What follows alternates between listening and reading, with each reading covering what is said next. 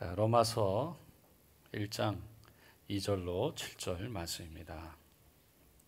이 복음은 하나님이 선지자들을 통하여 그의 아들에 관하여 성경에 미리 약속하신 것이라.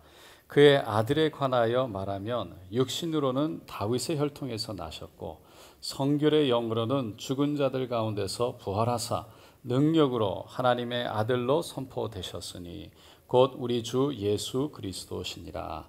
그로 말미암아 우리가 은혜와 사도의 직분을 받아 그의 이름을 위하여 모든 이방인 중에서 믿어 순종하게 하나니 너희도 그들 중에서 예수 그리스도의 것으로 부르심을 받은 자니라. 로마에서 하나님의 사랑하심을 받고 성도로 부르심을 받은 모든 자에게 하나님 우리 아버지와 주 예수 그리스도로부터 은혜와 평강이 있기를 원하노라. 아멘. 예수님 사랑하시면 아멘 하시겠습니다. 우리 함께 합니다. 하나님도 나를 죽기까지 사랑하십니다. 아멘. 오늘 저는 로마서 1장 2절로 7절 말씀을 가지고 복음이란 무엇인가 라는 제목으로 함께 은혜를 나누고자 합니다. 오늘은 2020년을 우리가 마무리하는 또 그런 시간으로 가고 있는데요. 이때 꼭 다시 한번 우리가 다 아는 거지만 복음에 대해서 함께 나누고 싶었습니다. 그 복음이 우리로 가득 채워져서 우리가 정말 천국 소망으로 가득 채워졌으면 좋겠습니다. 여러분, 세상에는 참 많은 종교가 있습니다. 근데 그 종교란 어떤 종교든지 다 각자 나름대로 자기들이 어떤 신을 믿고 그 신을 믿는 그 믿음으로 살아가요.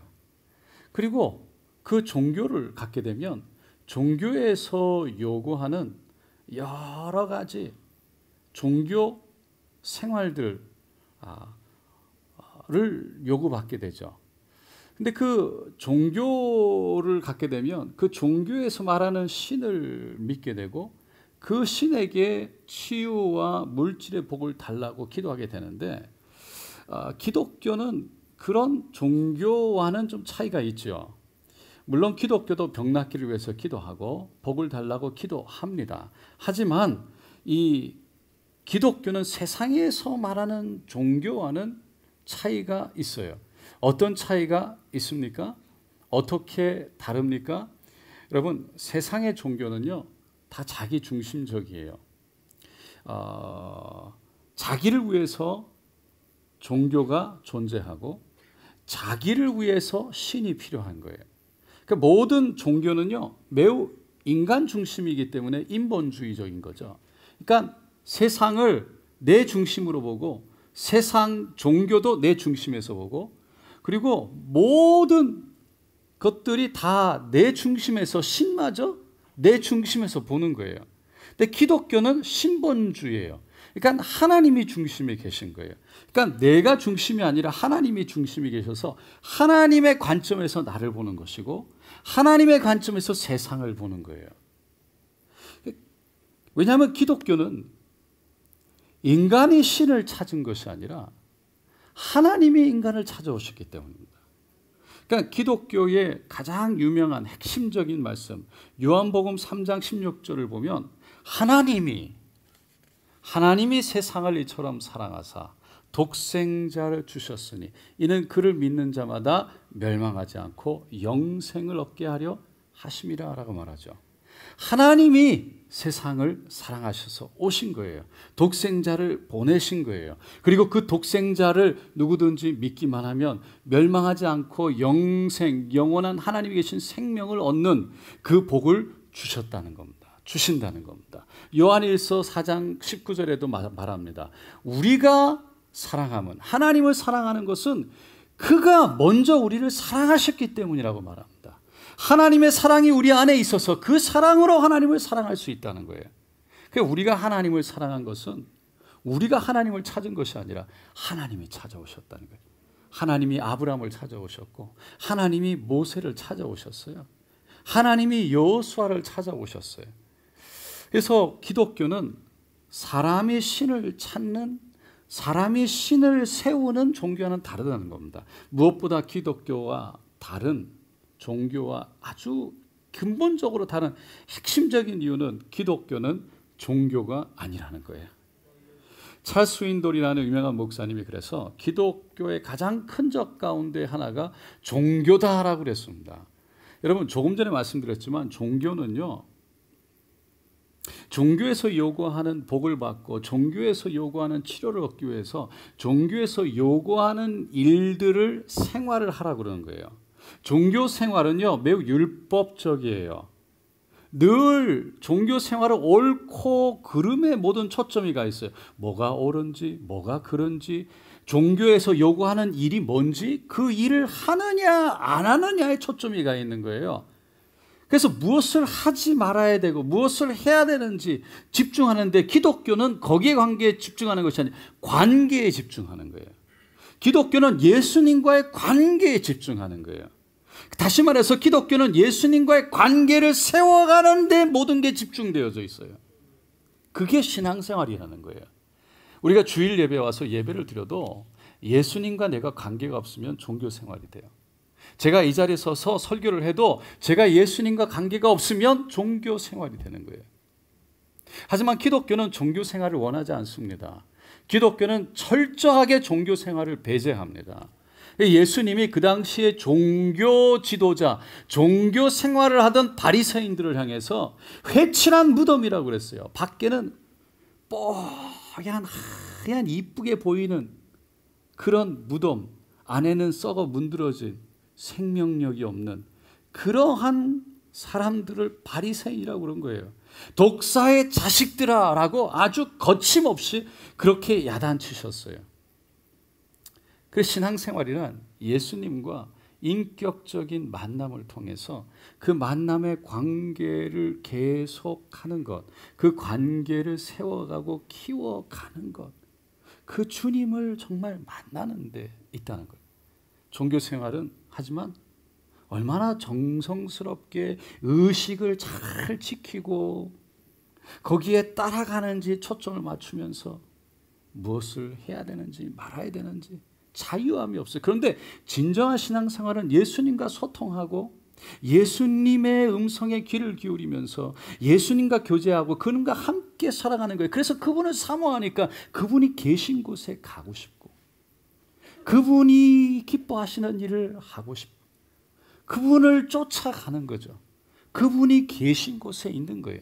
그걸 사모하는 거예요. 그래서 그분과 교제하는 거예요. 소통하는 거예요. 그게 살아있는 신앙생활이에요. 여러분, 종교에는요 생명력이 없어요. 그래서 진정한 살아있는 만지심을 만질 수 없는 거예요. 위로.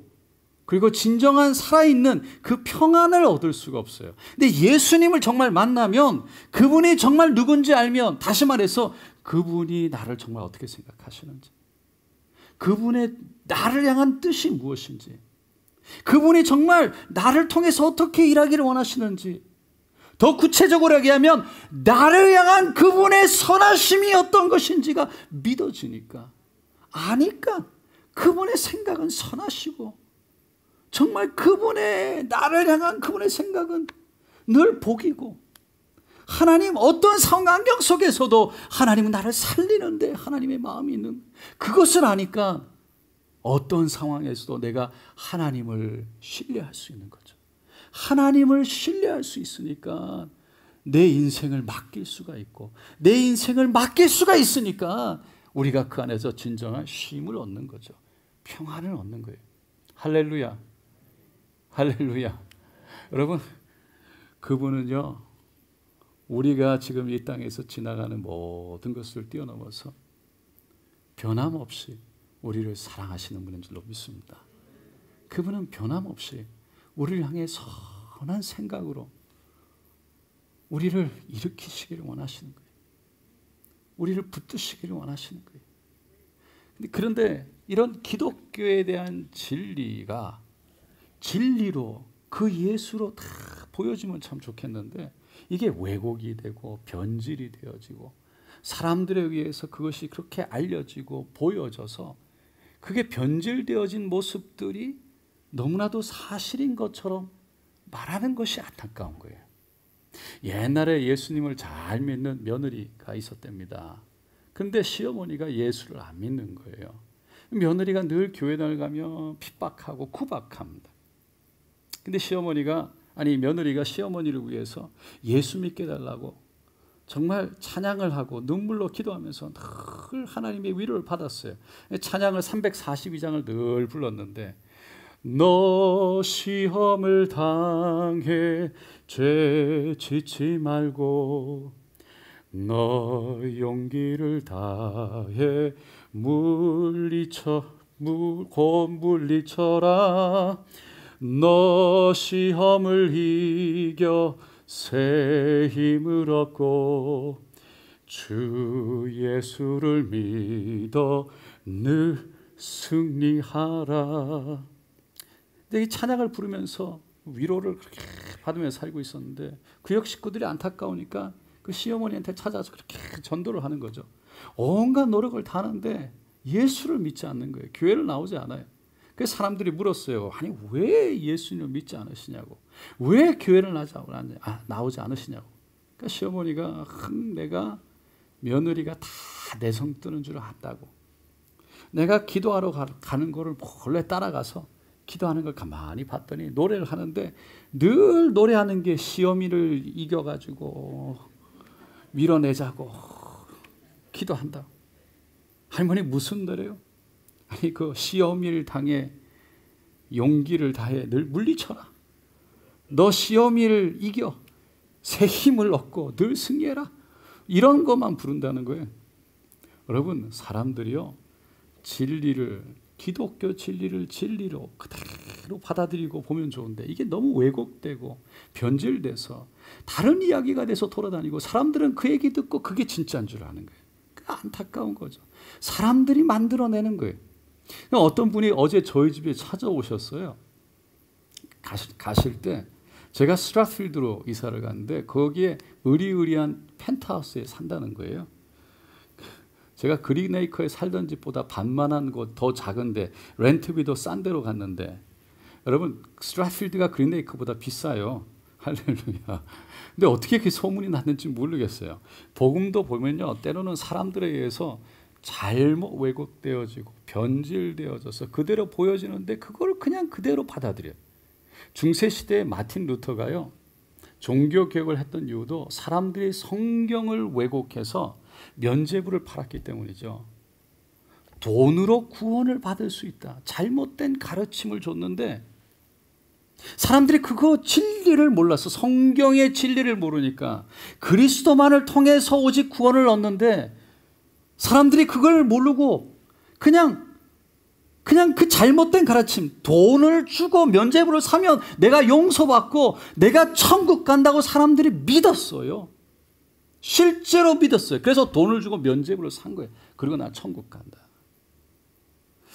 여러분, 오직 예수님만이 구원이고 진리고 생명인 줄로 믿습니다.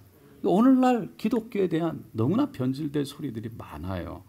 기독교를 교회 건물로 보고, 기독교를 교회 드리는 헌금을 보고, 기독교를 목사를 보고 그냥 판단해버려요. 근데 기독교는 그런 것이 아니고, 기독교의 핵심은 복음이에요. 거기에 진리가 있어요. 그 복음은 곧 예수 그리스도입니다. 예수님이 그 복음인 것은 바로 성경이 그렇게 말하기 때문이에요. 로마서 1장 2절에 복음은, 오늘 본문 말씀입니다. 복음은 하나님이 선지자를 통하여 그의 아들 예수에 관하여 성경에 미리 약속하신 것이라. 그러니까 성경의 모든 초점은 예수 그리스도에 맞춰져 있어요. 성경은 구약과 신약으로 되어 있죠. 구약은 오실 예수님에 대한 이야기로 가득 차 있고, 신약은 오신 예수님 그리고 다시 오실 예수님에 대한 이야기로 가득 차 있어요. 근데 예수님이 오시기 전에 구약 시대 때는요, 이스라엘 백성들이 죄를 지으면 그 죄를 용서받아야 하나님의 은혜를 받고 하나님의 축복 가운데 하나님 앞에 나갈 수 있는데, 하나님은 거룩하신 분이니까 죄를 갖고 나갈 수가 없어서 1년에 한 번 대제사장이 짐승에다가 백성들의 모든 죄를 다 전가하고 안수를 한 다음에 그 짐승을 죽여서 피를 흘려, 그래서 그 짐승이 대신 백성들의 죗값을 치러 죽어서 그래서 백성들의 용서함을 받았던 거예요. 그 제사를 드렸어요. 여러분, 구약시대 때 이 예수님이요, 그냥 오신 것이 아니에요. 메시아가 오실 것이라는 구약 성경에 수도 없는 이 예언자들의 예언을 통해서 오시게 됐어요. 그 예수님에 대한 이야기를 성경은 신약 성경의 마태, 마가, 누가, 요한복음에 기록해 놨는데, 예수님이 하셨던 일들을 쭉 기록해 놨는데, 그렇게 기록해 놓은 이유는, 목적은 요한복음 20장에 이렇게 말하고 있습니다. 다 같이 읽어보겠습니다. 예수께서 제자들 앞에서 이 책에 기록되지 아니한 다른 표적도 많이 행하셨으나 오직 이것을 기록함은 너희로 예수님께서 하나님의 아들 그리스도이심을 믿게 하려 하며 또 너희로 믿고 그 이름을 힘입어 생명을 얻게 하려 함이니라. 성경을 기록한 목적은 다른 때이지 않고 하나님의 아들 예수를 그리스도로 만나서 믿고 구원을 받는 데 있다는 거예요. 그러니까 우리가 교회에 와서 말씀을 듣고 말씀을 읽다가 만나야 할 것은 기독교라는 어떤 종교가 아니라 바로 예수, 그분을 만나야 된다는 겁니다. 그리고 그 예수를 통해 우리가 구원에 들어가야 된다는 거예요. 여러분, 복음이 예수고 그 복음을 통해 만나야 될 분이 예수인데 그 예수가 누굽니까? 그 예수님이 누구십니까? 예수님은요, 역사적으로 이 땅에 실제로 오셨던, 존재하셨던 분이에요. 예수님은 단군 신화에 나오는 그런 이야기에 나오는 분이 아니에요. 단군 신화는 환웅이라는 신이 곰이 사람이 된 여인과 결혼을 해서 아들을 낳았는데 그 사람이 단군이라는 거예요. 그리고 우리나라는 그 단군의 이 후손, 단군이 우리나라의 조상이다라고 얘기하는 거죠. 여러분, 신화라는 것은 아무도 증명할 수 없어요. 그냥 말 그대로 신화예요. 근데 예수님이 이 땅에 존재하셨다는 사실을 증명할 수 있는 증거들이 수도 없습니다. 그 중에 하나가 성경이죠. 그런데 기독교인들이 기록한 성경 말고도 비기독교인들이 기록한 문서들이 있어요. 예를 들어서 가장 대표적인 인물이 AD 37년에 태어났던 유대의 역사학자 유세푸스라는 사람이 있어요. 신학교에 가면 유세푸스에 대해서 많이 들어요. 유대인이었기 때문에 이 사람은요, 기독교인은 아니었어요. 예수를 믿진 않았어요. 그런데 이 사람이요, 예수님과 예수를 따르던 사람들에 대해서 이렇게 역사학자로서 기록했어요. 이때쯤 예수라 하는 한 지혜로운 사람이 있었다. 그를 사람이라고 부르는 것이 법에 어긋나지 않는다면 그렇게 말할 수 있을 것이다. 왜냐하면 그는 기적을 행하는 자였으며 진리를 기쁨으로 받아들이는 사람들의 선생이었기 때문이다. 그의 주위에는 많은 유대인과 또한 많은 이방인들이 모여들었다. 그는 그리스도였다. 빌라도가 우리 가운데 지도자격인 사람들의 제안으로 그를 십자가형에 처했을 때 처음에 그를 사랑했던 사람들은 그를 버리지 않았다. 하나님의 예언자들이 그가 다시 사실 것과 그 밖에 수많은 기적들을 예언한 바와 같이 그가 죽은 지 사흘째 되는 날 그들 앞에 나타났기 때문이다. 그의 이름을 따서 그리스도인이라고 불리는 사람들이 지금도 존재한다. 예수님은 이렇게 역사적으로 실제 존재하셨을 뿐만 아니라 그분은 죽었다가 다시 살아난 분인 줄로 믿습니다. 그러니까 그분의 존재가요, 온 인류에 엄청난 영향을 끼쳤어요. 사실은 남녀 평등, 노예 해방, 어린이 존중, 인간의 존엄성, 자유와 평화 운동을 일으켰던 것은 바로 예수를 믿는 성경 중심의 성경적 가치관을 가졌던 사람들에 의해서 일어났던 거예요. 여러분, 우리가 쓰고 있는 달력도 역사의 중심에 있는 분이 예수예요. 이 달력이 BC와 AD로 나누는데 BC는 Before Christ, 예수님 태어나기 전의 일이고 AD, Anno Domini라고 해서 라틴어로 In the year of the Lord, 바로 주님의 해, 예수님의 해라는 거예요. 그래서 예수님이 태어나신 이후의 해 일들을 우리가 AD라고 해서 지금 1900 지나서 2020년까지 온 거죠. 여러분, 그러니까 예수님이 신화와 같은 존재가 아닙니다. 실제 존재하셨어요. 이 사실이 우리에게 중요한 이유는 그분은요, 실제 존재하셨을 뿐만 아니라 온전한 사람이셨다는 거예요. 예수님이요, 성경에 보면 화를 내시기도 했고, 배도 고프시고, 피곤하시기도 하셨고, 지치기도 하고, 슬퍼하기도 하셨어요. 시험도 받으셨어요. 근데 예수님은 그렇게 온전한 사람이셨던 거죠. 그렇게 온전한 사랑일 뿐만 아니라 두 번째로 바로 태초부터 계셨던 창조주 하나님이십니다. 골로새서 1장 15절로 16절에 보면 그는 보이지 아니하는 하나님의 형상이시요 모든 피조물보다 먼저 나신 이시니 만물이 그에게서 창조되되 하늘과 땅에서 보이는 것들과 보이지 않는 것들과 혹은 왕권들과 주권들과 통치자들과 권세들이나 만물이 다 그로 말미암아 그를 위하여 창조되었고라고 말합니다. 예수님은 태초부터 계셨고 그리고 모든 것이 만들어질 때 이미 계셨던 분이에요. 그래서 요한복음 1장 1절로 3절에 보면 이렇게 말합니다. 다 같이 읽어보겠습니다. 태초에 말씀이 계시니라. 이 말씀이 하나님과 함께 계셨으니 이 말씀은 곧 하나님이시니라. 그가 태초에 하나님과 함께 계셨고 만물이 그로 말미암아 지은 바 되었으니 지은 것이 하나도 그가 없이는 된 것이 없느니라. 여기서 말씀은 곧 예수님을 가리키고 있어요. 왜냐하면 그 말씀이 곧 끝나는 14절에 보면 이렇게 말하기 때문입니다. 말씀이 육신이 되어 우리 가운데 거하심에 예수님 말하는 거예요. 우리가 그의 영광을 보니 아버지 독생자 예수의 영광이요 은혜 진리가 충만하더라. 말씀이 육신이 되신 바로 하나님의 아들 예수를 말하고 있습니다. 그렇기 때문에 예수님은 태초부터 계셨던 하나님이실 뿐만 아니라 온전한 인간으로 이 땅에 오신 거예요. 이를 성경은 빌립보서 2장에 이렇게 표현하고 있습니다. 다 같이 읽겠습니다. 그는 근본 하나님의 본체시나 하나님과 동등됨을 취할 것으로 여기지 아니하시고 오히려 자기를 비워 종의 형체를 가지사 사람들과 같이 되셨고 사람의 모양으로 나타나사 자기를 낮추시고 죽기까지 복종하셨으니 곧 십자가에 죽으심이라. 예수님은 원래 하나님이세요. 삼위일체 동등한 하나님이신데 그 자리, 하나님의 영광의 자리를 내려놓고 자신의 영광을 벗어놓고 사람의 몸으로 이 땅에 오셨다는 거예요. 너무나 겸손히 자신을 그래서 낮추셔서 인간들에게 그 십자가에 달려 죽으셨다는 거예요. 왜 그러면 예수님이 십자가에서 죽으셔야 했습니까? 왜 예수님이 십자가에서 죽으셔야 했나요? 우리의 죄 때문입니다. 그럼 왜 우리의 죄 때문에 예수님이 죽으셔야 했나요? 왜 예수님이 죽으셔야 했을까요? 왜냐하면 앞에서 말씀드린 대로 그분만이 온전한 사람, 그러면서도 온전한 하나님이시기 때문이에요.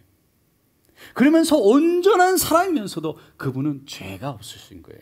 히브리서 4장 15절에 우리에게 있는 대제사장 예수님은 우리의 연약함을 동정하지 못하실 리가 아니요 모든 일에 우리의 똑같이 시험을 받으신 이로되 죄는 없으시니라. 그러니까 예수님은 우리와 똑같이 이 땅에 살면서 많은 유혹과 시험을 받으셨지만 죄는 짓지 않으셨어요. 죄가 없으신 거예요. 아까 말씀드렸지만 성경이 구약과 신약으로 나눠져 있다고 그러는데 구약에는 이스라엘 백성들이 죄를 짓고 나면 그 죄를 용서받기 위해서 그 대제사장이 1년에 한 번씩 백성들의 죄를 동물에 옮기고 그 짐승을 잡아서 피를 흘려 대신 죽여서 그 죄값을 죽음으로 사람의 피에 대한 죄를 피값으로 치르게 한 거죠. 피를 흘려야 되는 이유는 죄의 값은 바로 죄값은 바로 곧 죽음. 히브리서 9장 22절에 말하기 때문입니다. 그래서 그 과정을 거치는데 여기서 중요한 것이 하나 있어요. 바로 하나님께 제사를 드릴 때 그 드리는 짐승, 제물이 되어지는 짐승은 아무런 짐승이나 쓸 수 없었다는 거예요. 오직 흠이 없고 정한, 오직 깨끗한 짐승만 잡아서 드릴 수가 있었어요.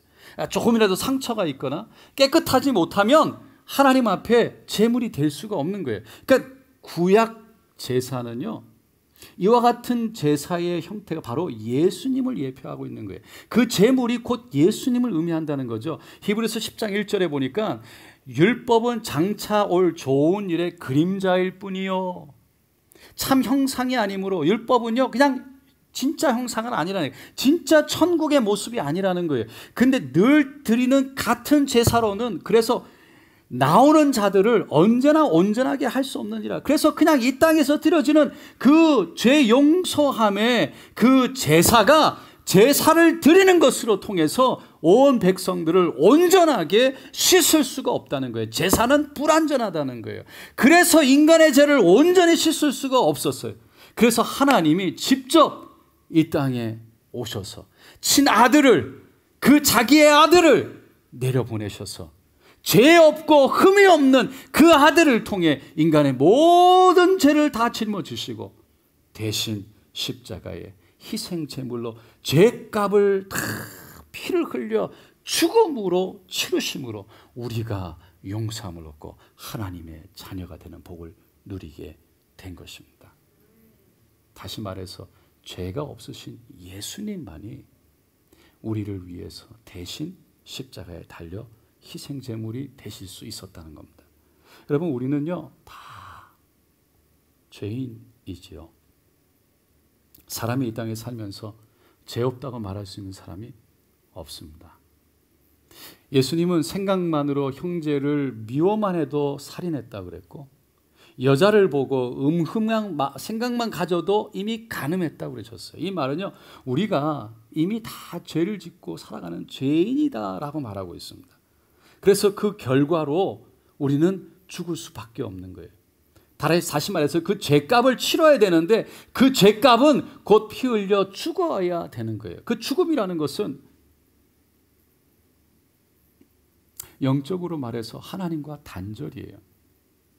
하나님이 계신 곳이 천국인데 하나님이 계시지 않는 곳, 하나님과 단절된 곳, 그 지옥으로 떨어질 수밖에 없다는 거죠. 죄로 인해서. 그런데 그 죄를 예수님이 다 짊어지시고 십자가에 죽으심으로 용서함을 받았기 때문에 이제는 누구든지 그 십자가를 받아들이고 예수를 받아들이기만 하면, 믿기만 하면 이제는 하늘을 바라볼 수 있고 천국을 소망하며 하나님이 계신 그 천국을 가는 믿음으로 이 땅에 살아갈 수 있는 구원받은 자가 될 수 있다는 것입니다. 지난주 본문 말씀에 예수님이 제자들과 함께 빌립보 가이사랴에 도착하셨을 때 제자들을 모아놓고 질문하셨어요. 사람들이 나를 누구라고 하느냐? 제자들이 네, 더러는요 침례 요한, 그렇게 사람들이 존경했던, 또 엘리야, 그렇게 하늘에서 불을 내렸던, 기적을 일으켰던 느헤미야, 예레미야, 그렇게 백성들을 위해서 울며 그리고 하나님의 역사를 이루셨던 그런 선지자라고 말합니다. 그럼 너희들은 나를 누구라고 하느냐? 그때 베드로가 얘기했죠. 주는 그리스도시요 살아계신 하나님의 아들이십니다. 예수님이 바요나 시모나 내가 복이 있도다. 이를 내게 알게 하니는 혈육이 아니요 사람이 아니라 하늘에 계신 내 아버지시니라. 우리가 예수님이 누군지를 아는 것은 사람의 이야기를 들어서가 아니라 하나님께서 은혜를 주셔서 하나님이 깨닫게 하셨다는 거예요. 그래서 그 사람이 은혜 받았던 사람이, 그 사람이 복 있는 사람이라는 거예요. 여러분은 예수님을 누구라고 하십니까? 주는 그리스도시요 살아계신 하나님의 아들이십니다. 그런 줄로 믿습니다.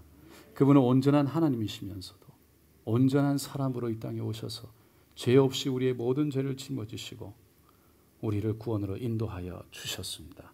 예수님을 구원으로 믿고 받아들이는 사람에게는 요한복음 1장 12절 13절에 이와 같은 은혜를 누린다고 말합니다. 다 같이 마지막으로 읽겠습니다.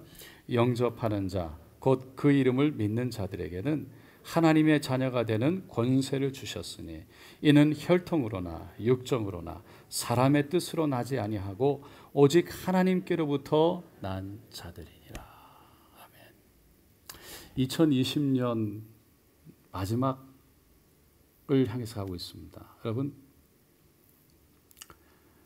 언제 하나님께 부름받을지 모르는데 종교 생활 가운데 매여 사는 것이 아니라 하나님을, 예수를 알고 예수를 사모하고 그 예수 안에서 내가 이 땅에 살아가지만 정말 천국의 소망을 가지고 저 하늘을 바라보면서 아무리 이 땅에 좋은 것을 누려도 늘 저 하늘과 비교할 수 없음을 깨달아 저 하늘을 믿는 믿음 가운데 하나님의 자녀로, 그 자녀된 권세로 이 땅에 살아가는, 정말 하나님의 자녀로 살아가는 저 여러분 되시기를 예수님의 이름으로 축원드립니다.